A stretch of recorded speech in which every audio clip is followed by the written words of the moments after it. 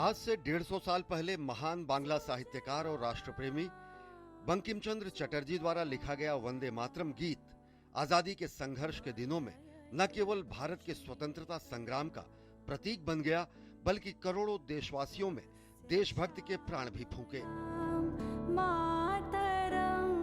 वंदे मातरम की रचना ब्रिटिश सत्ता के विरोध और देश प्रेम की भावना से ओतप्रोत एक ऐसी कहानी है जिसने स्वतंत्रता संघर्ष को नए आयाम दिए।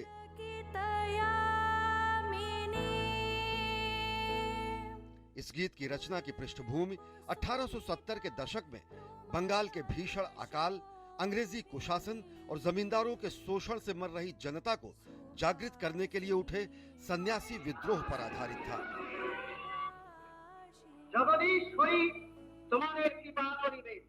वंदे मातरम प्रसिद्ध उपन्यास आनंद मठ का एक भाग है।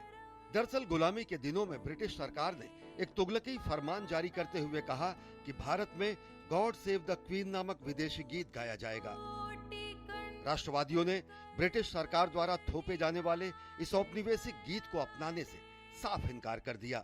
गुलामी के प्रतीक ब्रिटिश सरकार के इस फैसले के विरोध में बंकिम चंद्र चटर्जी ने 7 नवंबर 1875 को अक्षय नवमी के दिन देशभक्ति गीत वंदे मातरम की रचना की।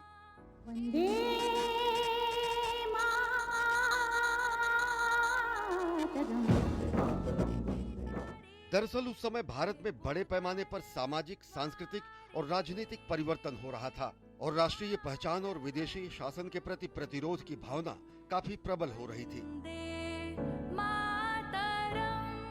ऐसे में वंदे मातरम गीत ने मां भारती को शक्ति, समृद्धि और दिव्यता के प्रतीक के रूप में प्रस्तुत किया और भारत की एकता और आत्मसम्मान की भावना को जागृत करते हुए उसे एक काव्यात्मक स्वरूप दिया।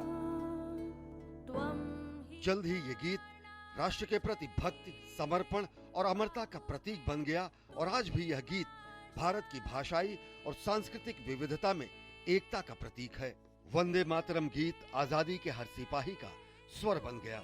क्या क्रांतिकारी और क्या अहिंसा के पुजारी, सभी इसका उद्घोष करते थे और समय के साथ संस्कृत के दो शब्द वंदे और मातरम ने पूरे भारत और भारतीय भाषाओं को एकता के सूत्र में बांध दिया।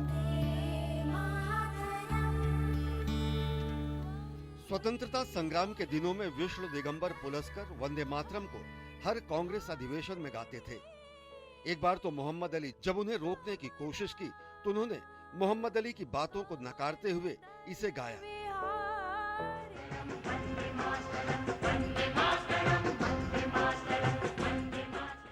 और जब देश आजाद हुआ तो 15 अगस्त 1947 को ओंकारनाथ ठाकुर ने वंदे मातरम गीत गाकर आजादी का स्वागत किया। आजादी का प्रतीक और हमारे स्वतंत्रता संघर्ष की निशानी इस राष्ट्रीय गीत का अनेक भाषाओं में अनुवाद किया गया।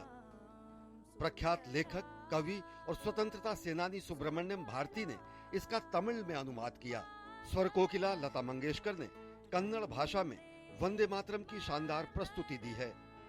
स्वतंत्रता की 50वीं वर्षगांठ के अवसर पर स्वस्थ न होने के बावजूद पंडित भीमसेन जोशी ने संसद भवन के सेंट्रल हॉल में खड़े होकर वंदे मातरम गीत गाया।